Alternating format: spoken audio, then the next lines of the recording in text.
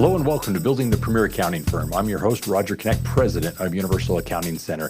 This is a show dedicated to helping owners actually build what I refer to as the premier accounting firm in the area. It's where we discuss things related to marketing, selling, pricing, client relationships, client onboarding. We're talking about mental health, staff training, tech stacks, just a variety of the things that you need to consider as you're running your business and building what I refer to as the premier accounting firm. For more than 20 years, 2 decades, I've been working with accounting firm owners to actually help them start, build successful businesses. And I expect to share with you today, even some of those insights, as we have on the show an expert, somebody that's literally doing this himself. And it's someone that I'm excited to have on the show because he, like me, also hosts a podcast. This is Ralph Estep Jr. He is someone that really does a great job, not only of just running his own business, but bringing faith into the equation. It's something we're going to be diving into shortly. So first and foremost, Ralph, welcome to the show.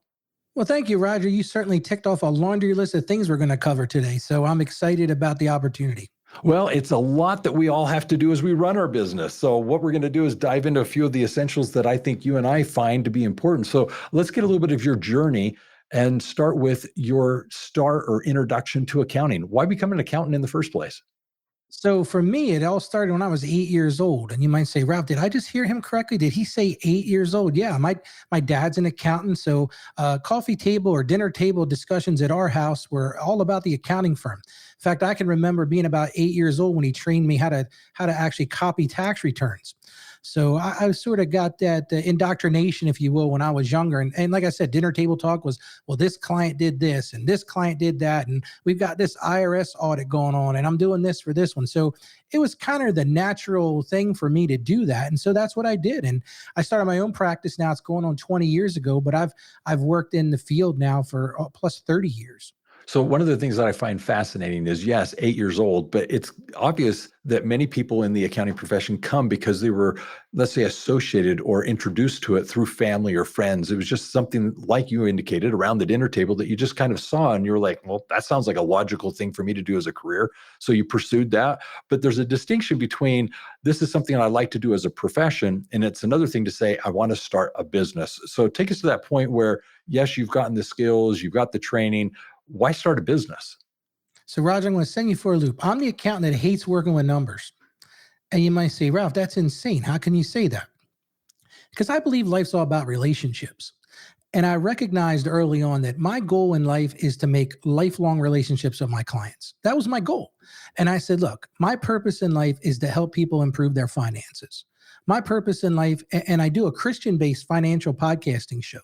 So my goal is to try to merge those two worlds. So I started my own business because I wanted to work with people. I wanted to work with individuals. I wanted to work with those people who had that dream of starting that small business, leaving corporate world and, maybe as a plumber, maybe as an HVAC guy, maybe it's a freelancer.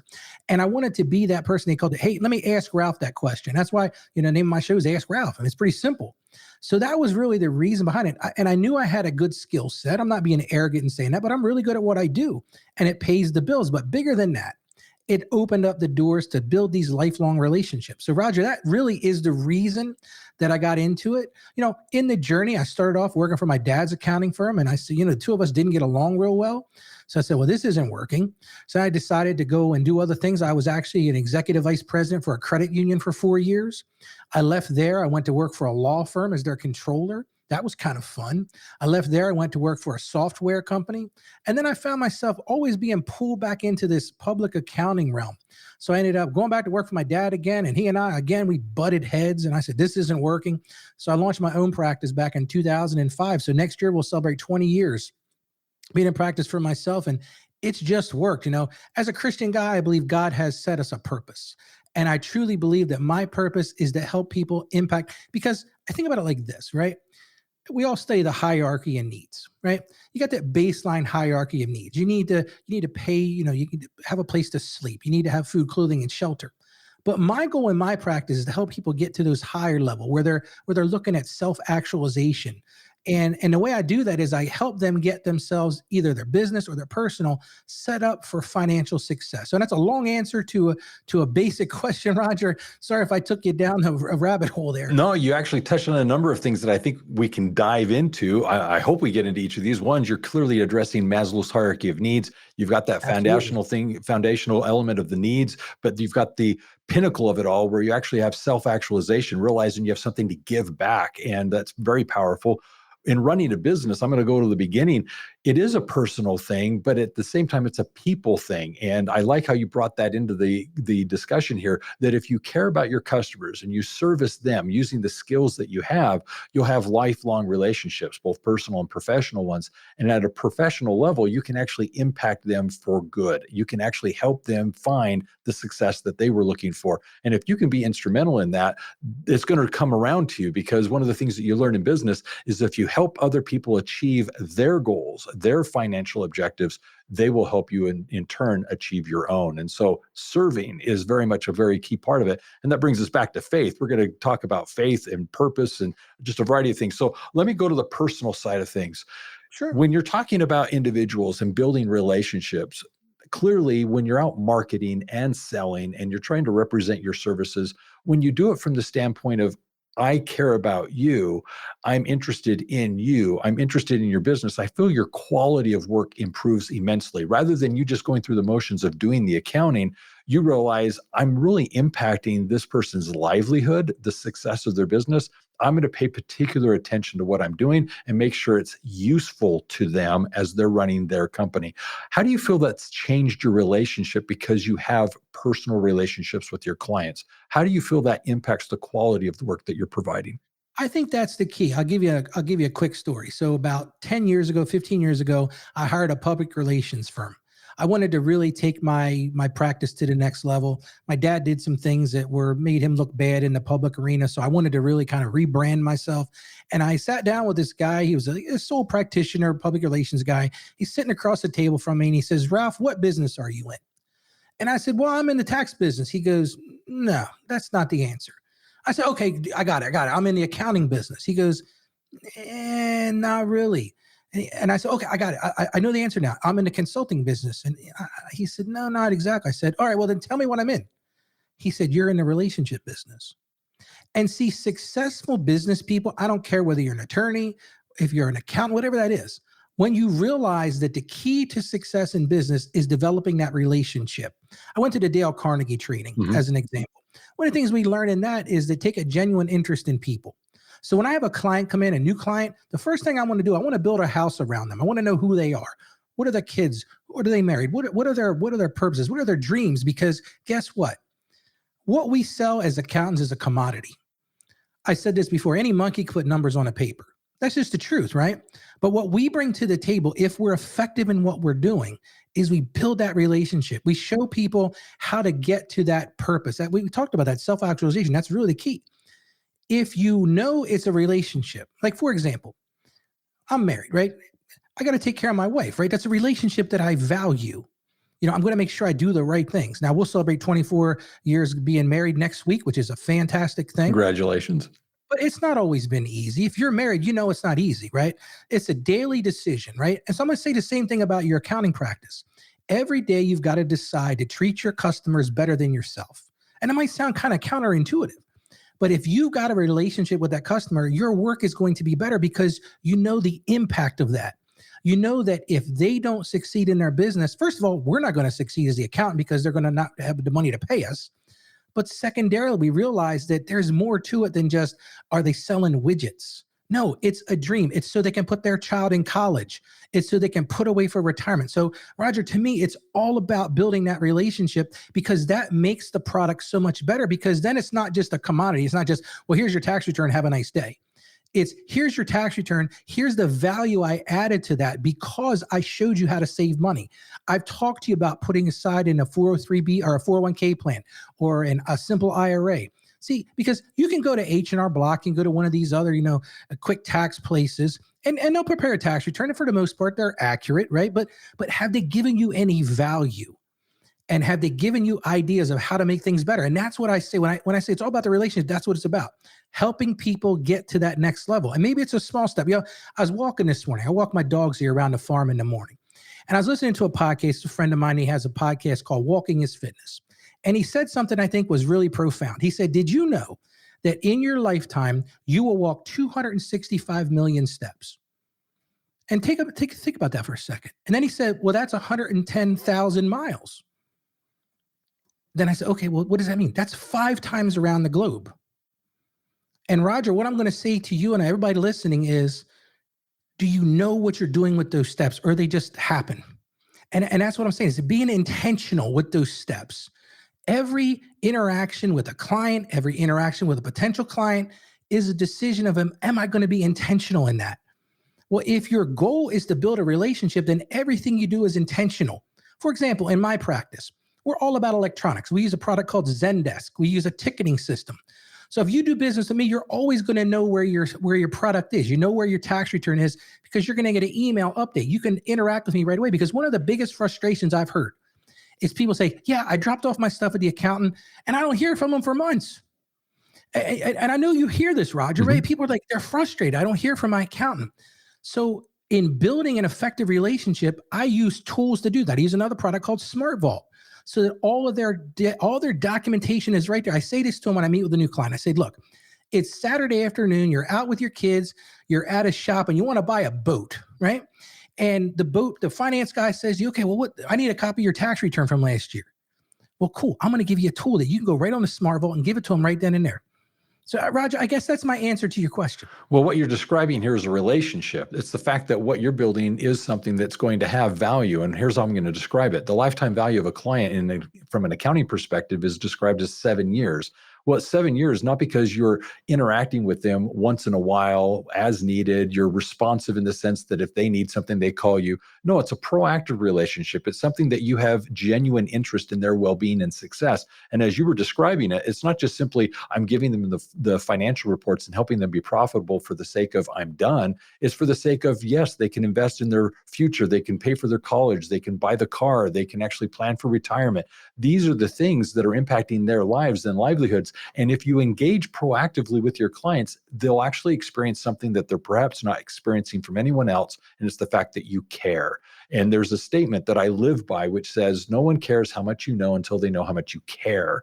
That is so important, because if you show a curiosity and interest in their success, they're going to feel as if they have someone on their side. They're not going to feel alone. And I'm very much a proponent of the fact that as a business owner, we always hear the adage that it's lonely at the top. Well, one of the things that's very true is, of all the people in the business that knows what's going on, the accountant should know, and probably does know, more than anyone else in the organization other than the owner, and possibly more than the owner, because of the perspective they have. And here's my point.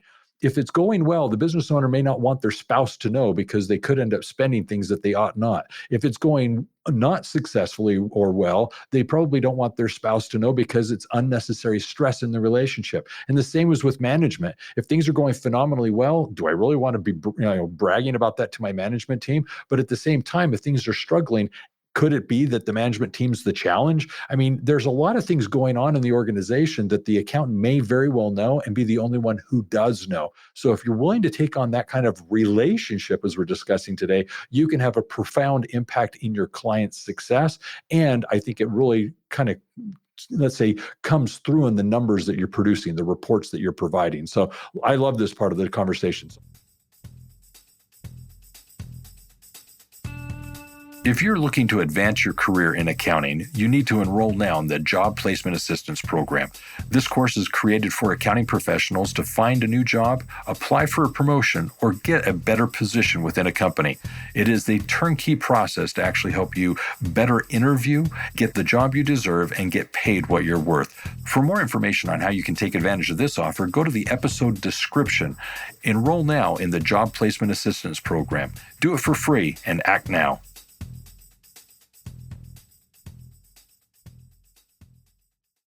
So I'm going to change it now. Let's get away from the relationship that we're having with the clients. And you brought up earlier purpose.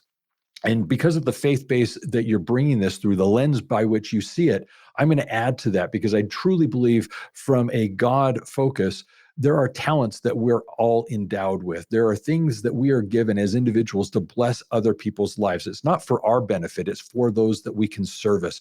And in a faith-based world, I think you would agree with me that service becomes a very big or key component of our interactions with our fellow man. How would you feel passion, service, and talents correlate in the accounting space? Oh, I think they're huge because I'll tell you my personal story, right? So about 2 years ago, I turned 50. And I'm sitting there one day and I'm thinking, I'm sitting at my desk and I'm thinking, Ralph, what is your purpose? Like you're good at what you're doing. You're making a good paycheck. I had a nice Rolex watch. I had a Corvette out in the driveway and an Escalade, and I had all these things. And I said, oh, these are nice. These are nice things. But guess what, Roger? They didn't matter to me anymore. Like my bank account was full, but my emotional bank account was empty. And then I lost my mom last March, and I was sitting in the hospital bed as she had a glioblastoma brain tumor. And she didn't last long, but she was a faithful lady. And she raised me from when I was a young guy. My mom and dad split up when I was 8. And I can still remember the last thing my dad said on his way out the door was, well, you're now man of the house. So when my mom passed away, it's like I finally had this relief. Like I didn't have to be man of the house anymore. You know, I felt like there was a job I had to do. So now it's like, okay, Ralph, well, what is your purpose? Why are you here? And I think that once you get to a point where you start to question that, then as an accountant, like it doesn't matter how much is in your bank account anymore. It doesn't matter the stuff that you have. Now, I'm not saying don't have nice stuff. I got really nice stuff. I got a 30-acre Black Angus cow farm. I love it. God has blessed me in more ways than I can even imagine to say today on the show. But I came back to, Ralph, what is your purpose? And it's what you talk about when you say service. Because guess what? You can have all of this stuff, but if you don't have those relationships, you don't have that connection, you don't feel like what you're doing makes an impact. You know, I was doing my podcast show a couple months ago, and it's a daily thing, so it's a grind someday, man. Like it's a 10 or 15 minute thing, but it's a job, right? And I was getting kind of down. I was like, I don't feel like I'm connecting with people. And then I got an email. This lady said this to me. She goes, Ralph, it's like you were talking to me today. Dude, you could have written me a check for $1 million and it wouldn't be as valuable as that email I got. That's service. That's somebody I'm connecting to. I don't care what you do in life. You know, fill your bank account's great. Guess what? You're going to be empty. It's all about that service. It's what you give back. Because like you said, Roger, and I 100% agree with you. God has given you talents. He's given you things that you're really good at. Well, you can use them. And I could have been the most nefarious, like wealthiest dude in the world. But then that purpose is you're going to stand before Christ one day. I'm going to get a little religious here, but you're going to stand before Christ. You're going to say, Ralph, what did you do with your life? And then you say, well, I did this and I did this. Oh, that's nice. You bought a new boat. You paid for your kids' education. You did, okay, but what did you accomplish? And I'm hoping I'm going to stand there. I'm going to say, I impacted these people. And I impacted them because now, guess what? They plan for retirement. So now that they've retired, they're missionaries. Or they plan for retirement. I have an older lady. She just passed away a couple months ago. She lived to be 99 years old, Roger. She came to meet with me that was like 15 years ago. And she goes, you know, how can I make sure that I leave something for my church? When she died, the place was packed. It wasn't with her friends. She was 99. Her friends were already gone. But her place was packed. The service was packed because she impacted so many people. She spent money every month to send money to missionaries. She built this for the church. She was the biggest person that did, you know, that benefactory stuff, you know, the stuff that people needed help. To me, that's what it's all about. When if you can focus that on your purpose and if you can make that your goal in your accounting practice, if you stop measuring how much is in your bank account and you start measuring what's in your emotional bank account, look, that's the truth about life. Because see, here's the deal. Life is a journey. It's not a destination. Because what you're going to find is you're going to think, oh, well, once I make $1 million, that's my destination. Oh, and then it's like, oh, but once I have this many clients or once I do this. And once you get to that point, I got to that point, Roger, I'm sitting at my desk looking out over a brand new Corvette. And I'm not saying this to brag, Roger. Don't misunderstand me. I look down at my Rolex watch and I go, Ralph, there's got to be more than this.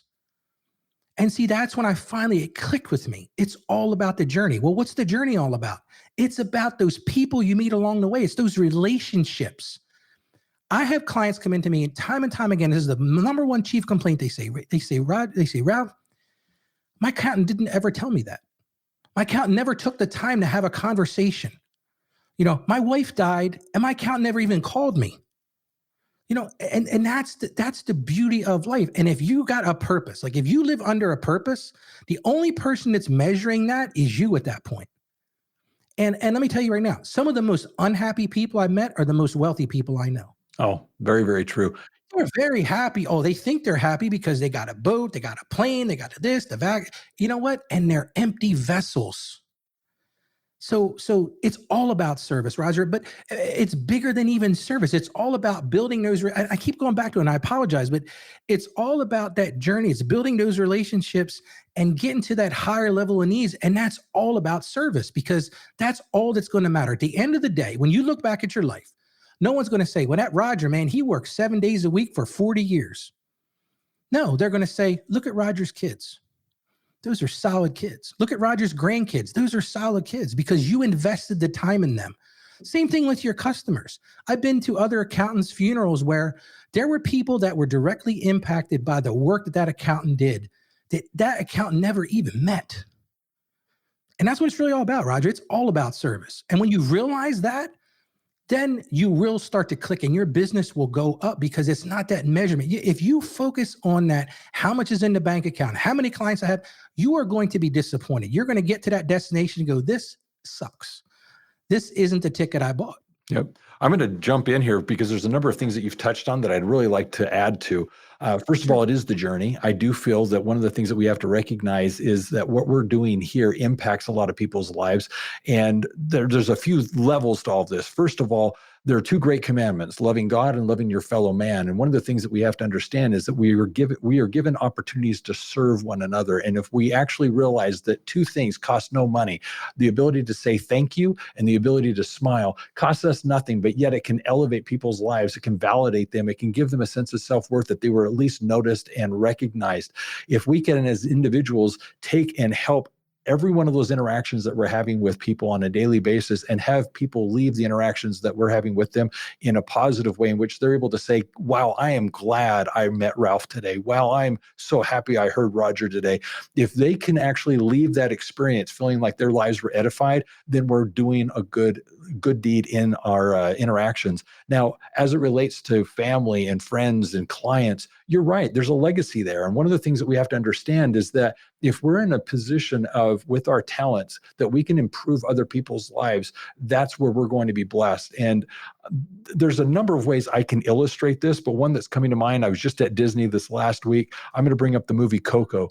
Coco is a great illustration of the fact that even once we're gone, people who are thinking about us and reminiscing about us, the legacy that we leave is so profound. And that woman that you mentioned that at 99 passed away and had so many people in her congregation, that's a testament to the fact that she was impacting people that she probably didn't even realize. And in many ways, I don't even think she would understand to what level she impacted them.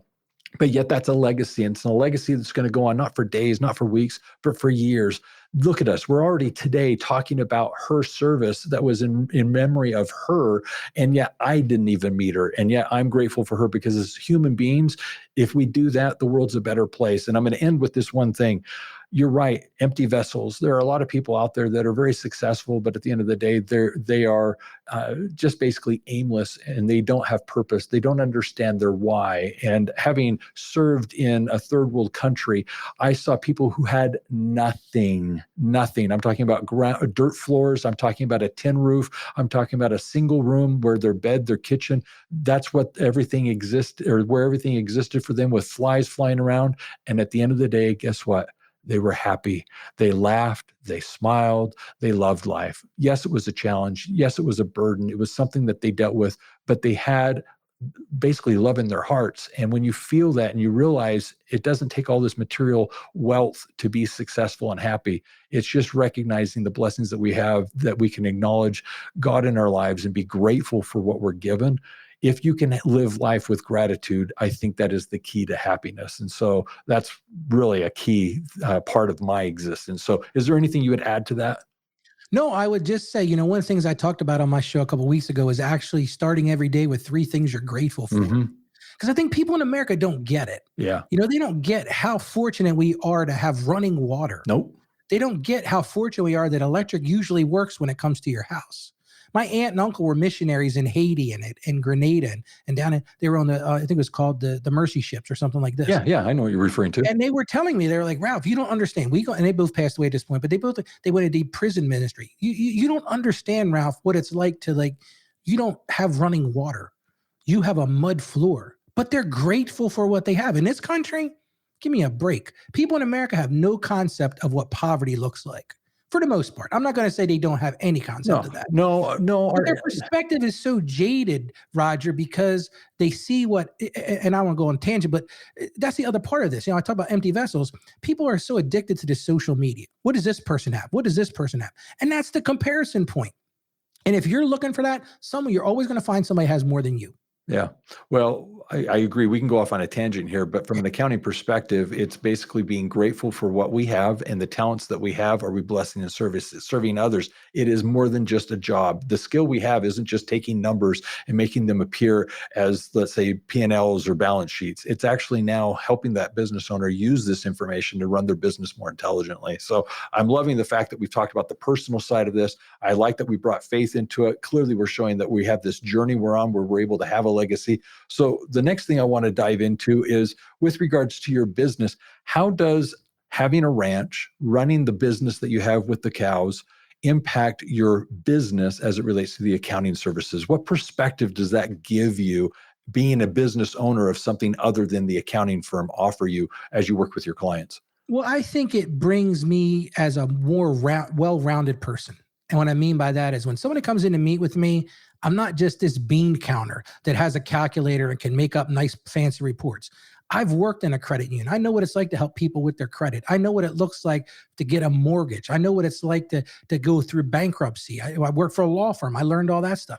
Being a person, that raises Black Angus cows, people actually enjoy coming out to my farm. I moved my office to my farm about 2 years ago. I built a building here on the farm, and people are like, oh, because I was concerned, Roger. I was like, are people going to, because I was in a nice, Class A office space, nice. I was like, yeah, this is going to be good for me, but our clients really going to like this.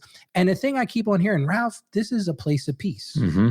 Like I pull down your driveway and I see a couple Black Angus cows out there.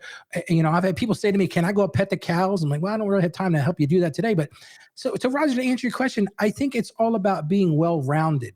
And they know that for me, it's not just the numbers. We have to be good at that. Like we have to be good at our trade. We have to know what we're doing. We have to be good at doing a tax return, good at doing a profit and loss statement, all of those things. But it's that next step. It's that next level that person who is, let's give you an example. Let's say he's running an HVAC business, right? Mm-hmm. And he's really good at turning the wrenches. He's good at doing all that stuff, but he's a terrible business person, right? If I was just this bean counting accounting fool, I could say to him, well, your profit and loss don't make any sense and your balance sheet. But what I can say to this person is, look, I know how you feel. Like every day you're out there slaying dragons. And you're like, I get back at the end of the day, Ralph, I don't have time to do this accounting work. And I say, okay, let's partner together. You do what you do well. I'm going to partner with you. So I think that having that diversification, like they'll see me out on a Saturday. They're like, I see Ralph's out driving a skid loader. Like my accountant drives a skid loader. That's pretty cool. Or, my accountant's out there because I'll do some Facebook Live stuff. I'm out there just talking to the cows. I get a real stressful day. I'll take a walk out back and I'll just kind of hang out with the cows. So I think it just brings the reality to people that like Ralph's just like me. Yeah, what I'm hearing is that you're grounded. My son-in-law, he runs a farm. My daughter's there raising her 2 daughters, and it's very grounding of everything. When I go to the farm and I visit them, it's nice to be around the animals because it takes you back to the core of God's creation, and it just kind of puts everything in perspective in some ways. And so one of the things that I appreciate from what I'm hearing is from a business point of view, you have that insight that the business owner feels they're heard, they're understood, they're listened to, because it's more than just the accounting accountant that's coming through. It's the business owner. They feel like they're talking to a peer. Now, I stress all the time that as accountants, we're running businesses. Therefore, I define us as accountrepreneurs. We should be speaking with our clients as peers. We're running a business as well. But you bring that element, I think, a little bit more clearly to the table simply because you're also running the farm. And they're able to go, okay, I think he gets me. And I think that's powerful. So one of the things that I want to stress here is the fact that as a business, if we're able to actually correlate what we're doing with our clients, they'll feel like they actually have a relationship with somebody that can understand them and that they can be open with. And that's valuable when trying to give them input as to the numbers, because now you're able to put this in at least a way that they can understand because it's relatable to them. That's where I'm going with this. Let me give you an example, Yeah. Roger. So I told you in my previous life, I ran a credit union. Yeah. So I went to school for accounting. This one day I'm sitting at the credit union, I'm the accountant, and the president of the credit union comes over. He goes, listen, I got to let the guys in charge of lending go. He says, you want to take a stab at being the vice president of lending? I'm like, dude, I don't know anything about lending. He says, well, you'll figure it out. So this one day I'm sitting in my office and I'm trying to work with my loan officers, right? And I said to the loan officers, here's what I want you to do. If you want to grow your loan portfolio, share the experience. And what does that look like? So what I mean by that is somebody comes in for a loan. It's easy to be a deal, an order taker. Well, Roger, you want a loan for a F-150 pickup? Okay, be $45,000. I said, no, stop. Here's what you say. Roger, cool. What kind of truck are you getting, dude? Oh, it's black. Oh, has it got those big tires on it? And you can do the same thing with your accounting clients. Be personable with them. Take an interest in what they're doing because, listen, they're coming to you because they have things that have to be done because the government says they have to do them. Yep. But you can share the experience with them, and that will set you up to have clients for life. So I mean to sidetrack you there, Roger, but I think it's sharing the experience. I think sometimes as accountants, we get stuck in this bubble of like, we need to be prim and proper and all that stuff. And that's fine. You need to be professional. Yes. But share that experience. Understand what that person's going through. Understand the excitement when they got their first client or when, they made their first $1 million or whatever it looks. They bought their first truck, their first, and say to them, hey, did you get a stripe? Oh yeah, Ralph, I got this wrap on it, man. It looks awesome. My van's out on the street. That's the kind of stuff that makes or break relationships. I'm going to add to that because one of the things that I stress, and I do this with the accounting firms I work with, and I do this with my own clients, and it's the act of being curious. The very first part of the relationship is in the first month, I want to go out to the client's place of business and I want a tour. I want them to, with a bunch of pride, take me around their office, introduce me to their employees. I want to see the workflow. Show me how you do business. Well, it starts here. This person takes the phone call. This person puts this together. I do this over here. And I am always so in awe of this is their place. This is their expertise. This is what they're phenomenally good at. And so they are the expert. And they take me around and they show me this is how my back room works. This is how the process is done. This is how we provide this thing. And all of a sudden, the things I'm seeing on the P&L, they have relevance because I've seen what they've just described. I know who that person is that's over that responsibility. I've seen the machine that's dealing with that. And when they tell me, say 4 months from now that the machine goes down, I know what machine they're referring to. And when they're telling me about this part, I'm like, oh, I understand the process that it's needing to go through and what part broke in that process. All of a sudden, when they're talking to me, I have relevance because I took the time to be curious and understand their business. How do they think of me having now had that tour? Totally different than I'm at a distance, removed from their company. I have no context for what it is they do. No, I've been in their place of business. I've met Sally and Tom and Tim. I know who these individuals are because I met them along the way. This is so critical, I feel, to the relationship you're describing is just being naturally curious about your clients, going on tour. By the way, what's one of the things that's very fun is typically when I leave with a good set of swag. They're always happy to hand out. They're always happy to hand out something. And boy, I'll tell you, I'm happy to take it, wear it, do whatever I can because they're a client of mine. And I'm happy to put on whatever they've given me and wear it with pride because I'm happy to advertise who they are. So curiosity is key. Take the time to know your clients and go back. Your perspective of your business clients will be so different if you've taken the time to actually go through their business model and physically see it. Absolutely. And if you listen to them, that's what Dale Carnegie talked about. Take a genuine interest in people. Understand what motivates them. Understand why they got in their business in the first place. And like you said, then when they call you and say, Ralph, or Roger, Ralph, whichever, I need to replace this machine. Go, oh yeah, that one you showed me, it stamps all to this. And they're going to be like, oh, Roger gets it. Yep. Roger knows what I go through on a daily basis. And I can say to Roger, but Roger, I could buy this other machine and it will do this, this, and this. Well, then by all means, go do it because you understand, you've seen it. You've had eyes on, you're physically there. It's huge, Roger. Huge. Game changer, because so many times no accountant's doing this. That's the difference. That's the difference.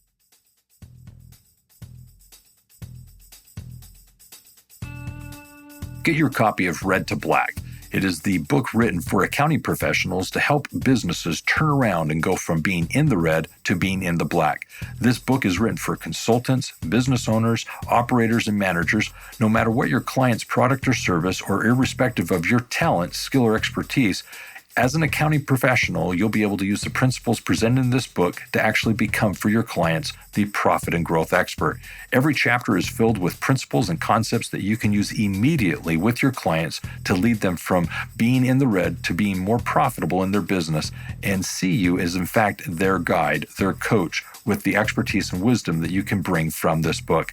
In the book, you have how-to guide explanations, you have models that you can follow, you're shown how to actually calculate and determine the fees for your services, the actual model that you'll use during the implementation of all this, and most importantly, the end-all results with your clients. Get this book now and see what it is you can do to offer this new revenue-producing service as, in fact, the profit and growth expert. For more information on how you can take advantage of this offer, go to the episode description and there get the information you need to take advantage of this today.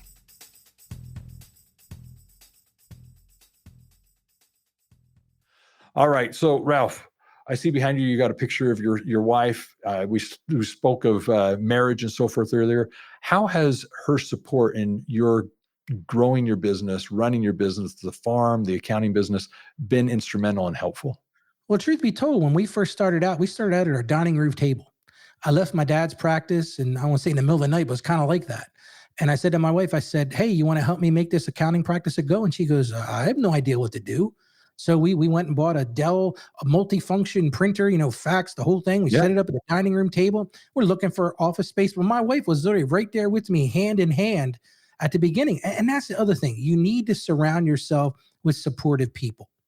Now, and it's not always been like that. Like I'll share with you a story, Roger. And this is a tough one to talk about, but like I went back to a place where you live what you learn. Okay.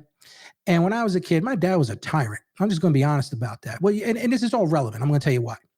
So when my wife's working in the practice, like I go back to that tape recorder goes off, right? It's like, well, do we handle it this way? When she made a mistake and I would jump her, like it was terrible, right? And so I'm going to be honest with you, 5 years ago, we split up.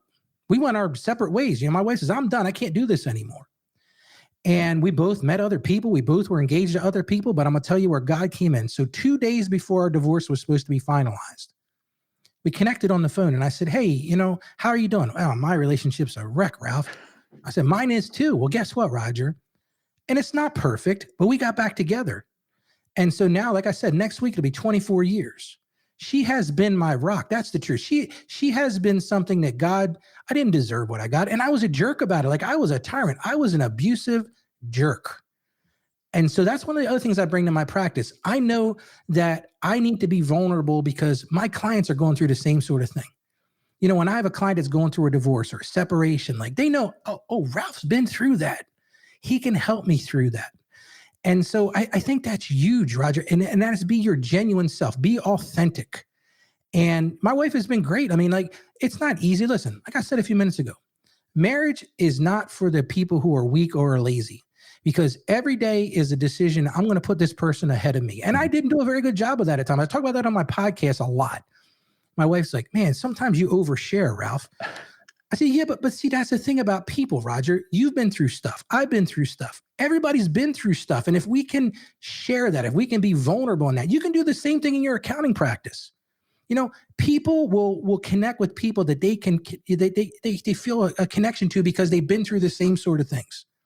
Well, as it relates to CFO and advisory services, one of the key elements to that is creating a safe space. And as an accounting professional, if you can create that safe space, you're going to be exposed to these various things that you're describing. And oftentimes I have been a marriage counselor. I have been a child counselor of sorts. It's amazing. Once somebody feels comfortable with you, they'll confide with you. And here's where I'm going with that. So often the business success is derailed because of the personal struggles that they experience. And when you're looking at the financials, you're like, the business seems to be out of whack right now. Things aren't, it looks like some things need priority and attention and it's not being given. What's going on? And if they're comfortable enough, they're going to tell you, my life's a mess. I've got other things that are distracting me from the business. I can't work on the business. I'm not putting the time and attention into it because of challenges I'm facing elsewhere. This is what's going on with my parents. This is what's going on with my siblings. This is what's going on at home. These are the things I'm facing. And then they open up to you. And if they trust you and confide in you, they'll be interested in your perspective. Why? Because like you said, we all have life experiences and oftentimes they can contribute to the conversation. And if you're listening well enough, you'll find opportunities to just simply share, here's what I've noticed and seen. And it's not that you're telling them what to do. You're just, first of all, acknowledging they're not alone. They're feeling heard. And oftentimes what they're just needing to know is that people care. And once they've spoken, I have so often seen they've answered their own questions. I didn't have to give them an answer. I'm darn well not going to tell them what to do. But just the conversation alone, the fact that you provided that safe environment allowed them to talk through something they couldn't discuss with anyone else. Now, clearly, if they need professional help, I'm going to say, maybe you need to get some professional help here. But it's nice to just be a friend. And that's one of the things that's so helpful. And this brings us full circle back what we were saying at the very beginning. The fact that you're an accountant is just second nature to the fact that you're building personal relationships, providing a quality service, and it's accounting that you're good at. That's the talent you have. Yeah, So, Roger, I really feel like I'm a coach. yeah. And I think that most accountants need to start thinking in those terms. You're a coach. If you coach a football team, what do? You go look at your football squad and you say, this person's talented with this. This person's talented with this. This person needs that little coaching. This person needs a pat on the back. This one needs this.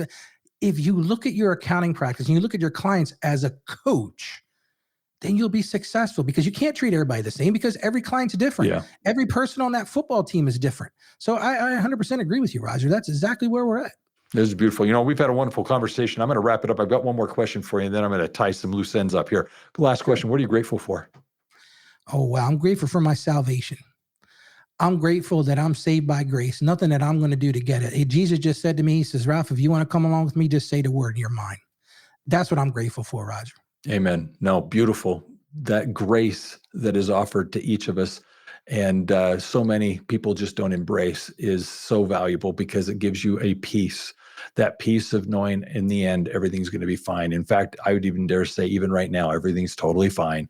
You can be at peace. So I completely agree with you. And I am grateful for the saving grace that I have in my Lord Jesus Christ as well. So thank you for that.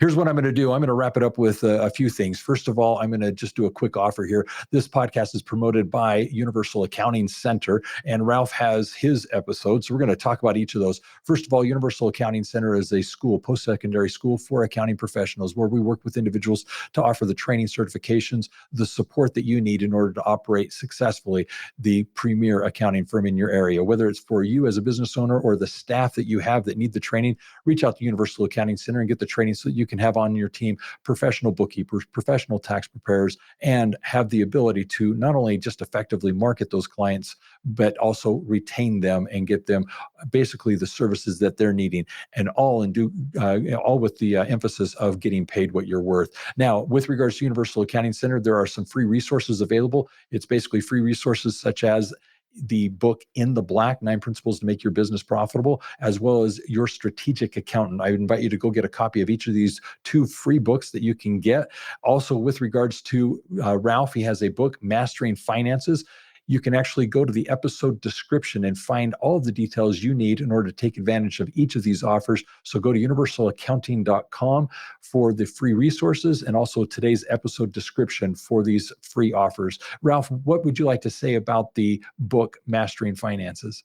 Yeah, so it's a 47-page, a 30,000-foot view. If you feel like your finances are a mess, I'm going to tell you to get that book. You just go right to our website, and it will change your dynamic. It's not going to have all the answers, but it's going to be that 30,000-foot view of, okay, how do I get started? Because every journey starts with the first step. I love it. I love it. And with that being said, I invite you to also at the free resource section, take advantage of the turnkey business plan for accounting professionals. It'll give you the turnkey steps you need to build the premier accounting firm in your area. That said, I'm just going to do a summary of our conversation. Clearly, I'm very pleased to have had Ralph on the show. I love the fact that we were able to begin with his journey at age 8, actually realizing that, dad's doing it. Let's do accounting, and could see the value in pursuing that career. I love the fact that after his journey out working for the law firm and for the credit union and so forth, he actually found that opportunity to go back with his dad, but ultimately leave and start his own business. And in doing so, he's created a great farm with the Angus beef, but also at the same time offering accounting services. And it all hinges on this very important point.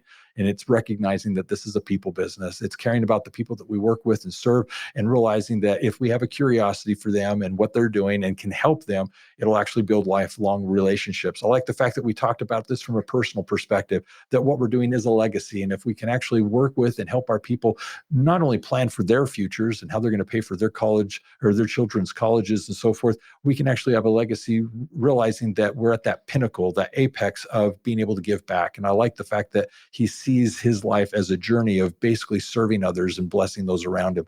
The other thing I also liked is the fact that this comes with challenges and struggles. And I appreciate the fact that as working with our clients, we just need to be vulnerable, open. And as we're raw and real, we're going to be able to relate with them at that genuine level where we're able to help one another and basically go through this journey together.